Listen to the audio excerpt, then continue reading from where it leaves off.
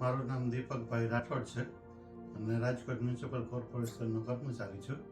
મને છેલ્લા 4 થી 5 વર્ષથી એવીએનો પ્રોબ્લેમ હતો, થાપ અને હિપ જોઈન્ટનો પ્રોબ્લેમ હતો, ઘોડો સુકાતો હતો. એની હિસાબે મને ચાલવાનો ઘણો બધો પ્રોબ્લેમ હતો અને બેસવા ઉઠવામાં પણ ખૂબ જ મુશ્કેલી પડતી. ત્યારબાદ ડૉક્ટર કેતન શાહ સરને ત્યાં પ્રભુ કૃપા હોસ્પિટલમાં મેં ટ્રીટમેન્ટ કરાવી અને સાહેબે ઓપરેશન કર્યું અને ઓપરેશન ઘણું સક્સેસ રહ્યું.